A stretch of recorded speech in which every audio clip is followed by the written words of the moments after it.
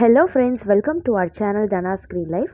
இன்றைக்கி நம்ம ரொம்பவே சாஃப்டான, வாயில் போட்டதும் கரையிற மாதிரியான ஒரு நெய் மைசூர் பாக்கு தாங்க எப்படி செய்கிறதுன்னு பார்க்க போகிறோம். நம்ம மைசூர் பாக்கு செய்கிறதுக்கு முன்னாடி ஒரு ட்ரேயில் நம்ம நெய் தடவி வச்சுக்கலாம். நெய் கொஞ்சம் தாராளமாகவே விட்டுக்கோங்க, அப்போ தான் மைசூர் பாக்கு ஒட்டாமல் வரும். பாருங்கள், இந்த மாதிரி ஓரங்களில் எல்லாத்தையும் நம்ம நெய் தடவி விட்டுக்கலாம்.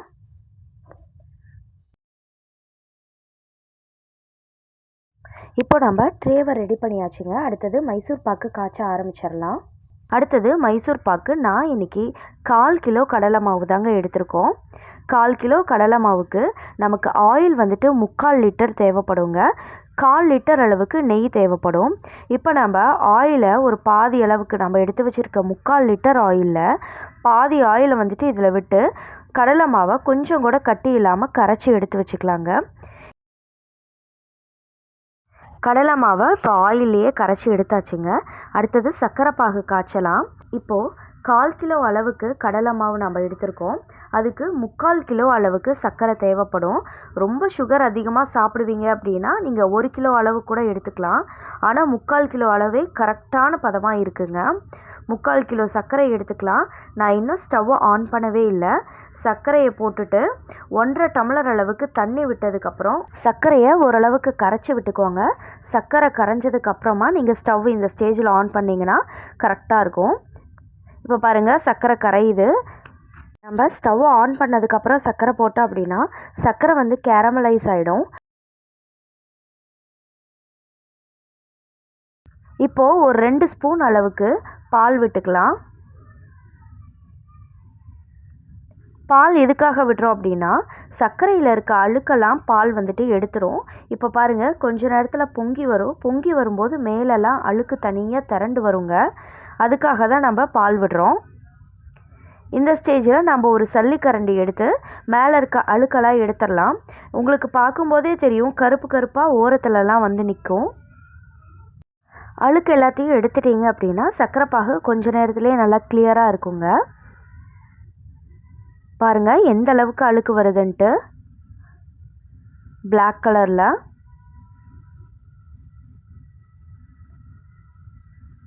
பாருங்கள். இப்போது அழுக்கெல்லாம் எடுத்தாச்சு. சர்க்கரை பாகு எந்த அளவுக்கு கிளியராக இருக்குன்னு பாருங்கள். இப்போது ஒரு கொதி நல்லா வரட்டுங்க. சர்க்கரை பாகு ஒரு கம்பி பதமாவது வரணும். நல்லா திக்கான பாகாக காய்ச்சணும். திக்கானதுக்கு அப்புறமேட்டு தான் நம்ம வந்து கடலை மாவை இதில் ஆட் பண்ண போகிறோம். நீங்கள் டச் பண்ணி பாருங்கள் கம்பி பதம் வருதான்னு. இன்னும் வரலங்க, இன்னும் ஒரு 2 நிமிஷம் கொதிக்கட்டும்.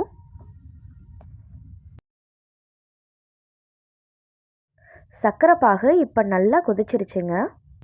இப்போ நம்ம இந்த ஸ்டேஜில் கரைச்சி வச்சுருக்க கடலை மாவை நம்ம இதில் ஆட் பண்ணிக்கலாம். கடலை மாவில் கொஞ்சம் கூட கட்டி இல்லாமல் பார்த்துக்கணுங்க. கைவிடாமல் கிளறி விட்டுட்டே இருங்க. நீங்கள் கைவிட்டீங்க அப்படின்னா அடியில் வந்துட்டு செட்டில் ஆகிடும், அடி பிடிச்சிக்கோங்க. ஒரு 5 நிமிஷத்துக்கு அப்புறம் இந்த கடலை மாவு கொஞ்சம் திக்காக ஆரம்பிக்குதுங்க. இந்த ஸ்டேஜில் நம்ம ஆயில் விட்டுக்கலாம். நம்ம எடுத்து வச்சுருக்க ஆயிலில் பாதி நம்ம ஆல்ரெடி ஊற்றிட்டோம். மீதி இருக்க ஆயிலை கொஞ்சம் கொஞ்சமாக இதில் ஆட் பண்ணி நம்ம கிளறி விடலாம். ஆயில் வந்துட்டு முழுசும் உறிஞ்சதுக்கப்புறம் நம்ம நெய் விட ஆரம்பிக்கலாங்க. 3/4 லிட்டர் ஆயிலும் நம்ம முழுசாக ஊற்றிடணுங்க. கடலை மாவு நல்லாவே ஆயிலை அப்சர்வ் பண்ணிக்கும். ஓரளவுக்கு ஆயிலாக இழுத்ததுக்கப்புறம் லாஸ்ட்டாக நம்ம நெய் விட ஆரம்பிக்கலாம். நாம் இப்போ 1/4 லிட்டர் அளவுக்கு நெய் சொல்லியிருக்கோம். கொஞ்சம் கொஞ்சமாக ஒவ்வொரு கரண்டியாக நம்ம ஆட் பண்ணலாம் நெய்யை. கலர் மாறி வருது பாருங்கள். எல்லோ கலரில் இருந்தது இப்போ ஒயிட் கலரில் இருக்குது. இப்போ நம்ம கொஞ்சம் கொஞ்சமாக நெய் விடலாம். ஓரங்களை எல்லாத்தையும் நம்ம சுரண்டி விட்டு இது பண்ணுங்கள், இல்லைன்னா ஓரெல்லாம் வேகாமல் இருக்கும். அது அப்படியே டைட்டாக அடிப்பிடிச்சிக்கும். ஓரங்களையும் நம்ம சுரண்டி விட்டு நம்ம அதோடு சேர்த்து கிண்டி விடுங்க. விடாமல் கிளறுங்க. எப்படியும் நமக்கு மைசூர் பாக்கு கிளறதுக்கு ஒரு 1/2 மணி நேரம் ஆகுது, நமக்கு டைம் ஆகும். பாருங்கள் எந்த அளவுக்கு நம்ம நெய் விட்டுட்ருக்கோன்ட்டு. ஓரங்கள்லாம் நல்லா வெள்ளை பூத்து வருங்க. அந்த ஸ்டேஜ் வரைக்கும் நம்ம கிண்டி விட்டுட்டே இருக்கணும். நெய் நம்ம ஊற்ற ஊற்ற அது உறிஞ்சிக்கிட்டே இருக்குது. பாருங்கள் ஓரங்கள்லாம் எந்த அளவுக்கு வெள்ளையாக இருக்குன்னு. பாருங்கள் இப்போ மைசூர் பாக்கு ரெடியாக போகுது. ஓரெல்லாம் வெள்ளை பூத்து வருது பாருங்கள். உங்களுக்கு நல்லா பார்த்தீங்கன்னா தெரியும், வெள்ளை வெள்ளையாக ஓரத்தில் பபுள்ஸ் வந்துட்டுருக்கு. இந்த ஸ்டேஜ் தாங்க சரியான ஸ்டேஜு. லாஸ்ட்டாக நம்ம இன்னும் ஒரு 2லேருந்து 3 கரண்டி நெய் விடலாம். ஏன்னா இப்போ எந்த நெய்யும் இல்லை. நம்ம விடும்போது நெய் அப்சர்வ் ஆகுதா இல்லையாங்கிறது உங்களுக்கு தெரியும். நம்ம ஊற்றினோம் அப்படின்னா நெய் அப்சர்வ் ஆகாது. அந்த ஸ்டேஜ் தான் சரியான ஸ்டேஜு நம்ம எடுத்து ஊற்றுறதுக்கானது. இன்னும் ஒரு 2-3 நிமிஷம் நம்ம கிளறுவோம். ஃபுல்லாக பொங்கி ஒரு பபுள்ஸ் மாதிரி வருதுங்க, நொர நொறையாக வரும். கைவிடாமல் கிளறுங்க. ரொம்ப ஸ்லோவாக கிளறாதீங்க, நல்லா வேகமாக கிளறி விடுங்க. ஓரங்களெல்லாம் எடுத்து விடுங்க.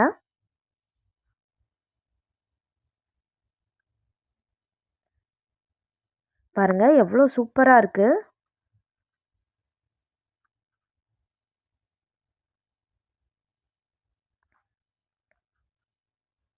நம்ம இன்னும் லாஸ்ட்டாக 2 கரண்டி நெய் விட்டுக்கலாம். நம்ம சேனலை இப்போ தான் ஃபர்ஸ்ட் டைம் பார்க்குறீங்களா, மறக்காமல் சப்ஸ்கிரைப் பண்ணிக்கோங்க. 2 கரண்டி நெய் விட்டு நல்லா பரட்டி விட்டதும் நம்ம வேறு பாத்திரத்தில் மாற்றிடலாங்க. நம்ம நெய் தடவி வச்சுருக்க பாத்திரத்துக்கு நம்ம உடனே மாற்றிடலாங்க. கொஞ்சம் கூட ஒட்டாமல் வருங்க பாத்திரத்தில். அதுதாங்க சரியான ஸ்டேஜு நம்ம மைசூர் பாக் காய்ச்சறதுக்கு. ஸ்டவ்வை ஆஃப் பண்ணிவிட்டு நம்ம ஒரு நிமிஷம் கூட வெயிட் பண்ணக்கூடாதுங்க. ஸ்டவ்வை ஆஃப் பண்ணது உடனே கையோடு எடுத்து நம்ம ட்ரேயில் மாற்றிடணும். அப்போ தான் நம்ம பீஸ் போடுறதுக்கு கரெக்டாக இருக்கும். இல்லைன்னா உடனே பிடிச்சிக்கோங்க, டைட் ஆகிடும். அதனால் நம்ம டக்குன்னு மாற்றிடணும். பாத்திரத்தில் கொஞ்சம் கூட ஒட்டலைங்க. நம்ம ஏதாவது ஒரு கரண்டி எடுத்துக்கலாம். கரண்டியில் நெய் தடவி மேலே வந்து லைட்டாக டேப் பண்ணலாங்க. நமக்கு ஷேப் வந்துட்டு கரெக்டாக வரதுக்காக, ஈவனாக வரதுக்காக லைட்டாக நம்ம டேப் பண்ணி விட்டுக்கலாம்.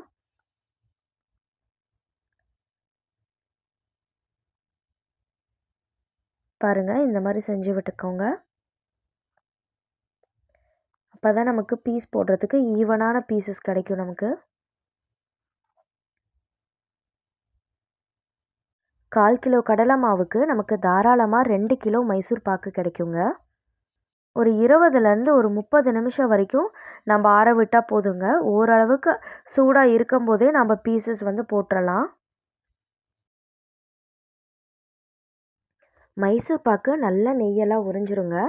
பாருங்கள் இப்போ நல்லா ஆறிடுச்சு. இப்போது 1/2 மணி நேரம் ஆகுது. ஆறுனதுக்கப்புறம் நம்ம இப்போ பீசஸ் போட்டுடலாங்க. கத்தியில் லைட்டாக நெய் தடவிக்கோங்க. அப்போ தான் கரெக்டாக வரும்.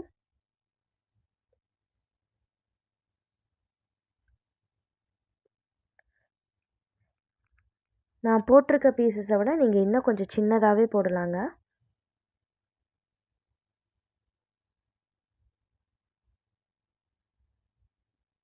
பீஸ் போடுறதுக்கு கரெக்டாக வருதுங்க.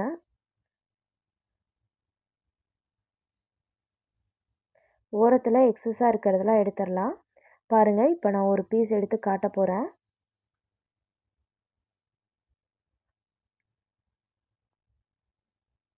பாருங்கள் எந்த அளவுக்கு கரெக்டாக வந்திருக்கு. ட்ரேலேயும் ஒட்டலை, சைட்லேயும் ஒட்டலை. இப்போ கொஞ்சம் சூடாக தாங்க இருக்குது.